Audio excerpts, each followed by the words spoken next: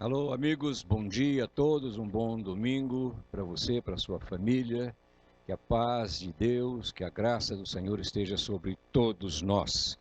Mais uma vez, estamos online, ainda transmitindo estes nossos encontros através da internet, e graças a Deus por isso, mas estamos aí com uma certa ansiedade, que eu chamo uma ansiedade santa, de nós voltarmos a nos reunir, estarmos na casa de Deus, louvando, enfim, fazendo o trabalho que Deus colocou em nossas mãos.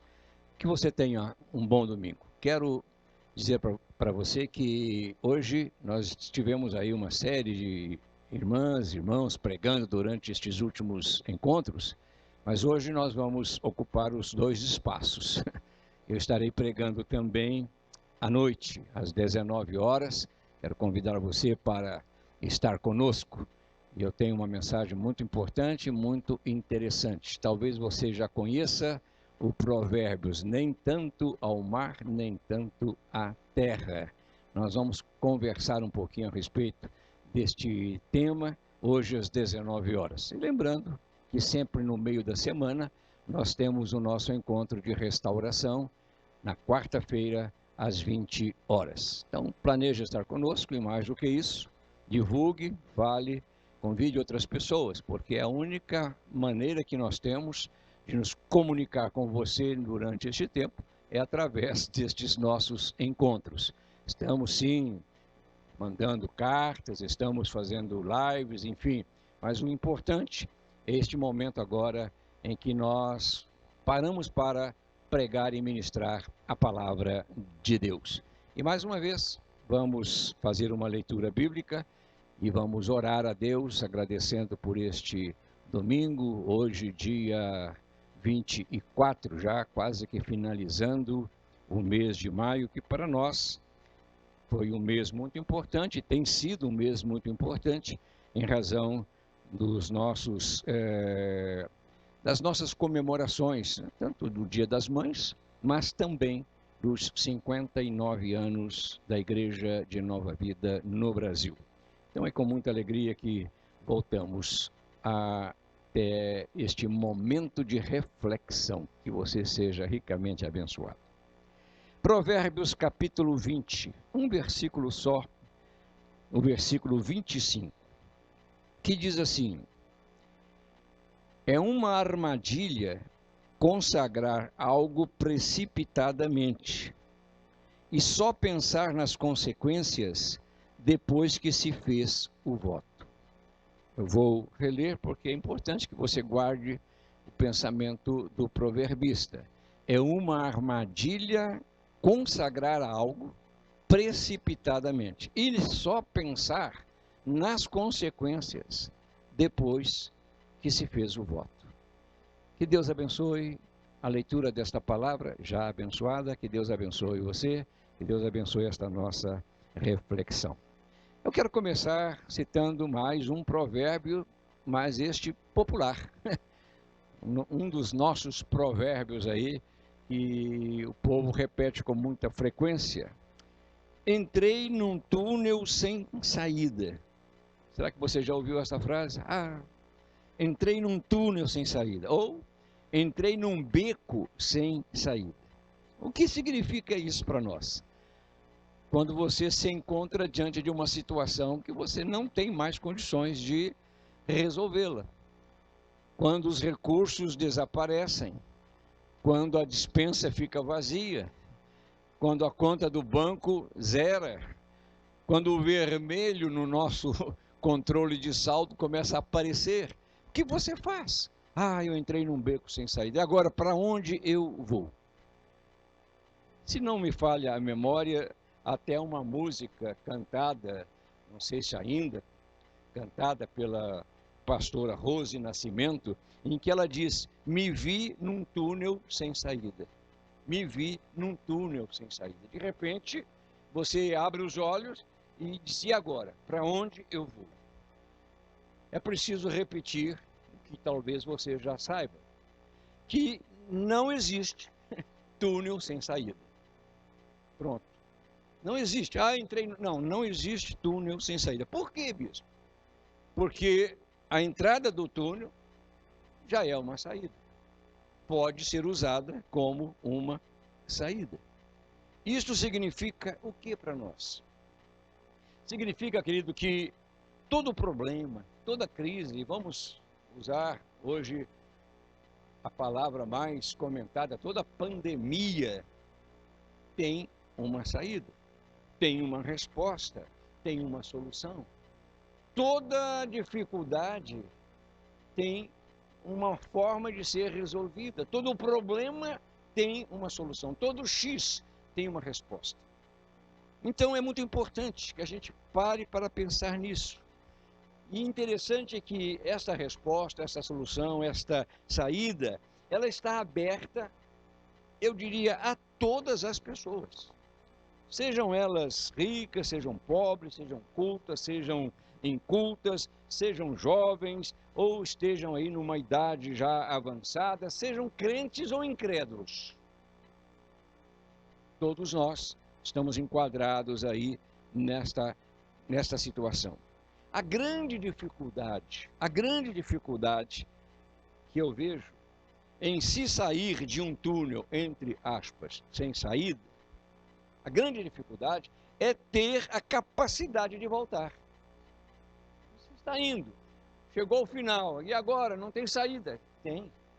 É a capacidade de retornar ao princípio, de mudar de direção, de fazer uma volta, de retornar ao princípio. Você se lembra que quando o filho pródigo terminou com os bens herdados lá da família, da herança, ele se viu em maus lençóis. Ele teve que até disputar com os porcos um pouco do alimento que os animais comiam. Mas diz-nos o texto que um dia, no meio daquela confusão, daquele túnel sem saída para ele, ele caiu em si. Ele parou para pensar e viu que a única saída daquele túnel era o retorno. A única solução para ele naquele momento dramático era o retorno. Com certeza, não foi uma decisão fácil, principalmente depois de um erro assim tão grosseiro cometido por esse jovem chamado filho pródigo.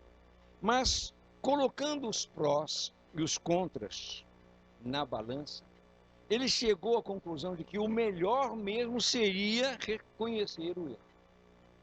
E ainda por cima repará-lo através de um retorno à casa, ao pai, ao lar. Você sabe que, por natureza, o homem, ele tem, eu diria, muita dificuldade. Ou de uma outra forma, não tem ele facilidade de reconhecer seus erros. Isso faz parte da nossa natureza. Nós temos uma dificuldade de aceitar os nossos deslizes, as nossas desobediências. A gente sempre está pronto para refutar, para revidar, para dizer, não é assim. Nós temos tudo isso respaldado na palavra de Deus. Desde lá o jardim do Éden, esse não reconhecimento está presente na vida de quase todos. Você sabe que nem a mulher, nem Adão se dispuseram a assumir o erro cometido. Não. Foi a serpente, cada um jogando a bola para o outro. Não, o problema não é comigo. Jogaram a culpa no diabo, na ocasião, personificado por uma serpente.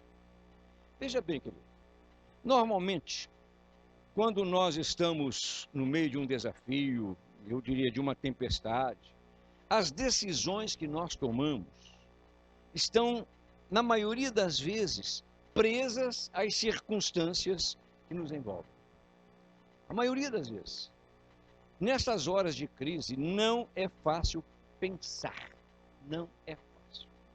Não é comum dar um tempo para refletir, para contar de 1 a 10, na nossa forma de dizer, tenha paciência. É muito difícil, né? Nós tomarmos aí uma decisão depois de uma reflexão, de um parar, né? De um olhar para as consequências das nossas decisões. Porque veja o que disse o proverbista: e só pensar nas consequências depois que se fez o voto. Depois de falar. É muito importante que você comece a entender essa dinâmica. Nós somos possuidores de uma mente nem sempre racional. Nem sempre. Nem sempre essa mente está aberta a enxergar novas saídas, a buscar alternativas que facilitem as respostas. Nem sempre ela está disposta a dizer, não, eu vou voltar, eu vou retornar, eu vou refazer, eu vou ao meu pai, eu vou pedir perdão. Não, Senhor, não foi a serpente, fui eu que tomei a decisão. Nós somos, queridos, assediados por uma insegurança que é alimentada pelo medo do desconhecido. E talvez por isso nós corremos o risco de falhar, de não agir dentro de uma, eu diria, normalidade, de mergulharmos num poço raso que provoca muitas vezes fraturas em nossa coluna espiritual. Nós corremos esse risco. Vamos relembrar um pedaço da história do povo de Israel, quando liderado pelo rei Saul. Essa história está narrada lá no primeiro livro de Samuel, capítulo 13, verso 6, diz assim: quando os soldados de Israel viram que a situação era difícil e que o seu exército estava muito pressionado, esconderam-se em cavernas e buracos, entre as rochas e em poços e cisternas. Veja a sequência do texto. Saul, diz o versículo 7, ficou em Gilgal, e os soldados que estavam com ele tremiam de medo. Ele esperou 7 dias, o prazo estabelecido por Samuel, mas este não chegou a Gilgal. E os soldados de Saul começaram então a se dispersar. Veja, o povo estava diante de uma pressão muito grande. A ameaça de ser atacado e possivelmente derrotado era iminente. Claro, o exército era mais poderoso do que o que Saul possuía. Como nós afirmamos, há momentos na vida em que os pensamentos não podem ser governados pelas circunstâncias. Isto é, antes de se tomar uma decisão, preste atenção, é preciso olhar os resultados, as consequências que certamente virão. Você fala uma coisa e pensa que aquilo não produz resultados. Não, uma palavra produz ecos. Muitas vezes as nossas ações, elas trazem resultados para nós. Isso é muito fácil de entender. Não é fácil para nós, na maioria das vezes, é pensar, é refletir. Quando principalmente o fogo nos cerca, o fogo nos ameaça. Nestes momentos, queridos, a gente perde a noção, eu diria, a nossa capacidade de reflexão, de ponderação. A gente perde. As adrenalinas nos levam a agir intempestivamente, sem olhar para o amanhã, para os resultados. Alguém afirmou que pensar dói. Pensar dói. Pensar incomoda como andar na chuva, afirmou Fernando Pessoa. Lembre-se que em toda ação, isso é uma lei, em toda ação, sempre há uma reação igual e contrária. É a chamada terceira lei de Newton. Em toda ação, né? Isso significa que em todas as nossas decisões, em todas as nossas atitudes, sempre há um retorno. Por que Saul? Por que Saul não parou para pensar sobre a decisão de oferecer um sacrifício que não lhe era facultado. Por que ele não parou? Por que ele não refletiu? Ora, as suas intenções eram boas, mas a decisão de oferecer um holocausto produziria resultados ruins para ele e para o povo. Por quê? O rei, responsável pelo exército, tinha suas limitações.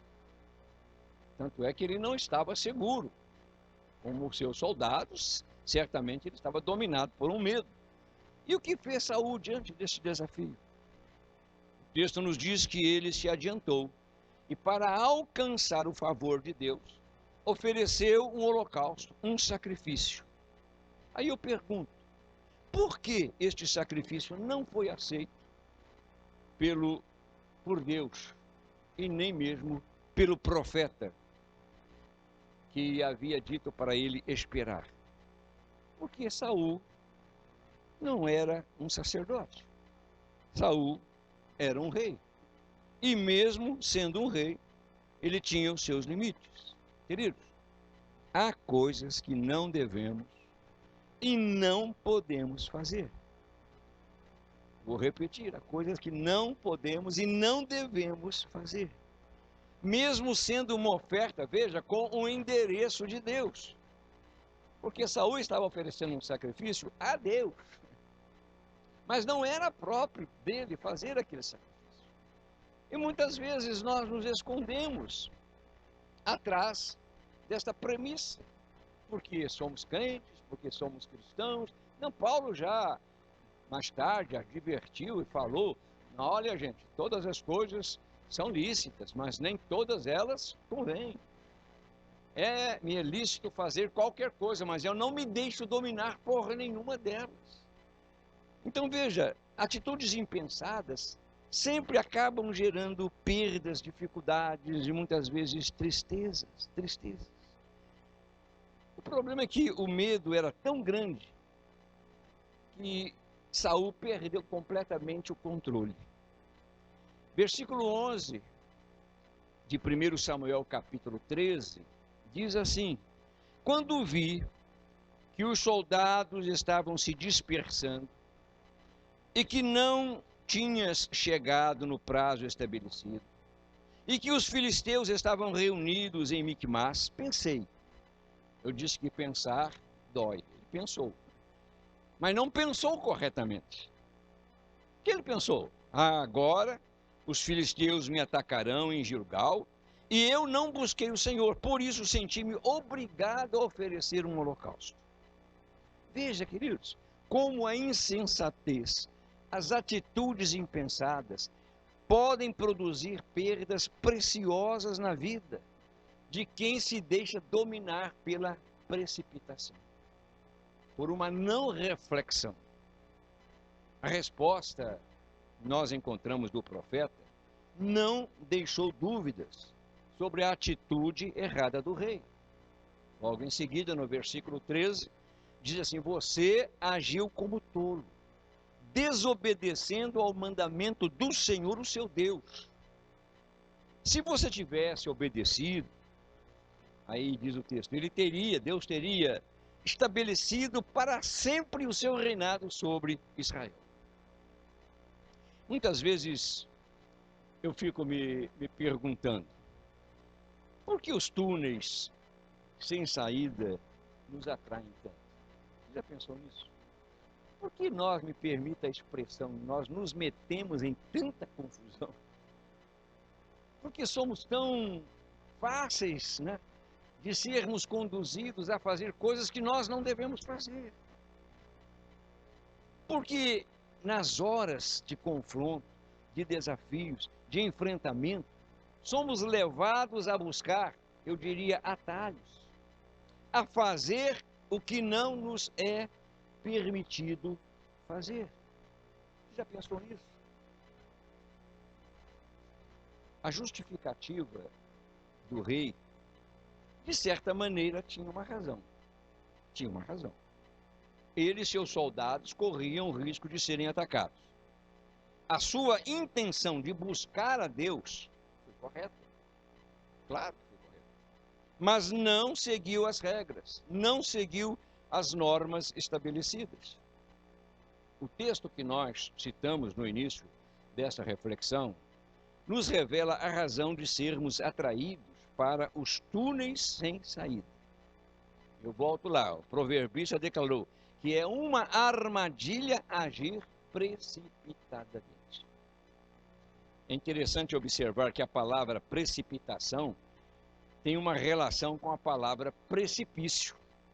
A pessoa precipitada tenta alcançar seus objetivos num piscar de olhos, mas ela não percebe que está à beira de um precipício, correndo, obviamente, um grande risco de mergulhar num mar revolto. Queridos, a precipitação é uma ação irrefletida, impensada, desajustada da realidade. Lembre-se, o filho pródigo, sem dúvida, agiu de uma forma precipitada. Por que ele não esperou?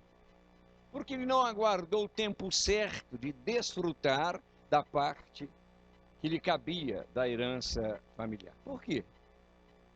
O rei Saul também não soube controlar o seu desespero, o seu medo, e agiu de uma forma precipitada. Não pensou nas consequências da sua decisão. Lembre-se de que os frutos de uma decisão impensada, de um ato precipitado, atravessou os séculos e até hoje tem complicado a vida de dois povos. Sim, um dia o Senhor se revelou a Abrão e, através de uma aliança, prometeu fazer dele o pai de uma grande nação.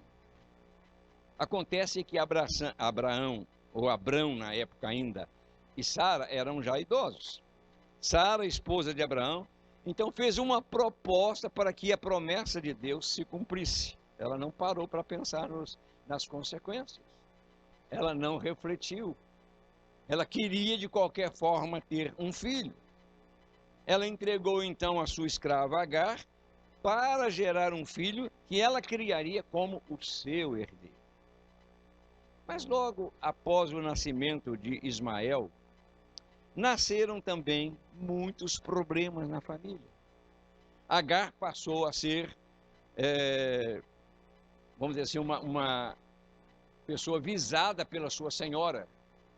Começou a haver um litígio, uma confusão dentro de casa, chegando a ponto de que Sarai passara a tratar mal a sua escrava Agar, que teve até que fugir de casa.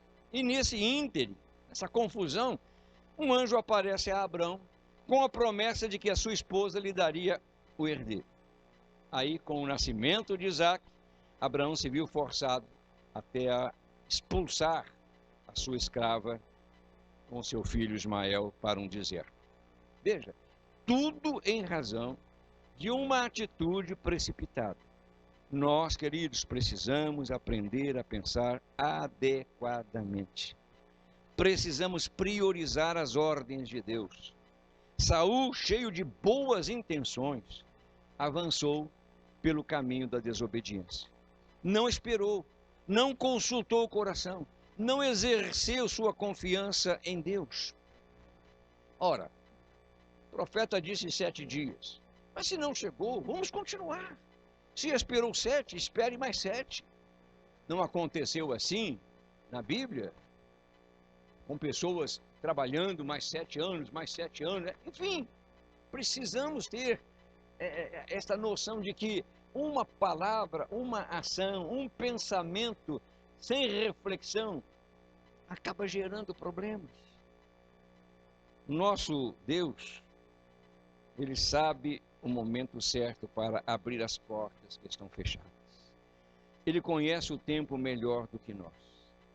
Este tempo, por exemplo, de confinamento, a gente sempre está voltando a esta tônica, porque isso é que está nos impedindo de ter uma comunhão na igreja. Esse tempo de confinamento, de isolamento, você sabe, tem incomodado a muitos, principalmente para quem depende de trabalho, para quem depende de recursos, para quem está vendo a situação se complicar, para quem está chegando ao final do túnel. É um momento complicado. Então, nestas horas, nós precisamos parar e não agir intempestivamente. Há um provérbio também, já que nós estamos falando de provérbios, que diz que mais vale um pássaro nas mãos do que dois voando.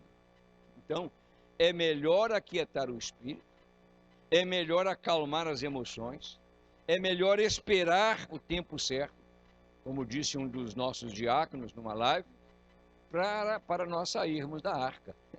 Tem um tempo para a gente sair da arca. Primeiro solta uma ave, depois solta outra, ela volta, depois solta novamente. Tem que ter uma resposta de Deus, senão vai dar tudo errado. A precipitação que nos empurra a entrar em túneis que parecem não ter saídas, ela precisa ser controlada. E é possível controlá-la.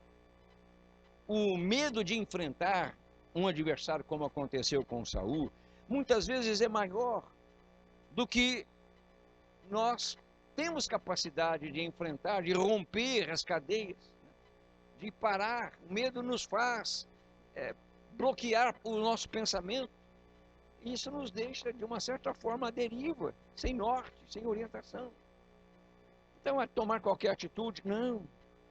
Se você se encontra numa situação de angústia, de desespero, de tristeza, de abatimento, de depressão, se você agiu sem pensar, se você caiu num buraco que parece não ter fundo, se você está, neste momento, amargando uma dor em razão de uma atitude precipitada, tomada num momento de estresse, de medo, de insegurança, diante de um exército ameaçador que está aí ao seu redor pronto a atacá-lo, saiba que aquele que fez uma aliança de vida com você, ele não se atrasa. 7 dias, parece uma eternidade numa situação assim. Nós estamos já caminhando 2 meses para o 3º mês de confinamento. É uma situação complicada para todos nós. Ou você acha que nós, pastores, não estamos sentindo? Nós, cristãos, não estamos sentindo. Então, em muitas igrejas, inclusive, aí, rompendo. Não, vamos abrir, temos que abrir. Não é por aí. O tempo certo vai chegar. O tempo certo vai chegar. A gente pode servir a Deus, lógico, em qualquer lugar. Mas há um diferencial quando se fala da igreja. Então, a igreja é importante, mas vai chegar o momento. Deus não se atrasa.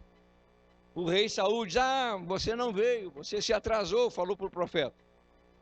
Mas o texto diz que logo após Saul ter oferecido o holocausto, o profeta chegou. Isso nos leva a afirmar que possivelmente, eu acredito, o profeta tenha chegado no dia marcado. No dia marcado.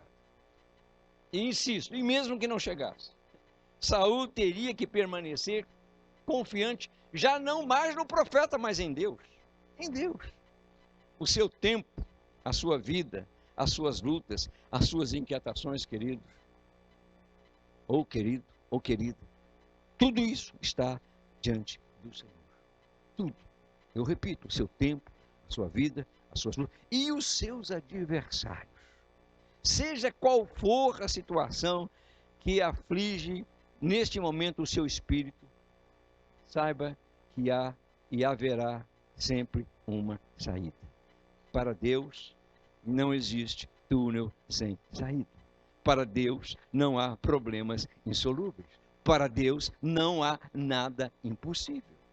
Deus rompe com todas as barreiras para alcançar alguém que lhe pertence, para tirar a pessoa da boca de um leão, para acalmar a força do fogo que está ameaçando a vida de 3 rapazes que eram tementes a Deus. Então, não há nada que nós não possamos realizar. Mas como é que eu vou aguentar? Nós vamos aguentar. Pare e pense um pouco, quantas coisas já aconteceram na sua vida, na minha vida, e que foram resolvidas, que hoje já não pesam mais. O problema de hoje, eu não sei qual a situação que você está vivenciando, se é um problema de saúde, se é um problema material, com certeza, o somatório aí é normal, é saúde, é economia, enfim, tudo isso está desequilibrando, perturbando, incomodando, roubando de nós momentos de prazer, de alegria. Mas Deus não foge de um desafio. Deus não se dobra diante de uma ameaça. O que Ele pede de nós é que nós não tomemos atitudes impensadas, que nós não hajamos pelas circunstâncias. Tem um exército me afrontando, vou reagir. Não. Há momento certo de nós reagirmos. A precipitação é prejudicial. É uma armadilha consagrar algo como o fez Saul. Vou consagrar a Deus. Vou fazer um sacrifício. Vou oferecer um holocausto. Sim, a Deus, que coisa maravilhosa. Não. Ele o fez precipitadamente. Ele não pensou nas consequências. E as consequências chegaram. Ele perdeu o trono, perdeu a oportunidade de se tornar um rei maravilhoso, como Deus desejava, porque foi Deus quem o escolheu. Deus tem o melhor para você. Deus tem o melhor. Acalme o coração. E a melhor maneira é buscar na palavra de Deus vamos dizer assim, este ambiente de tranquilidade.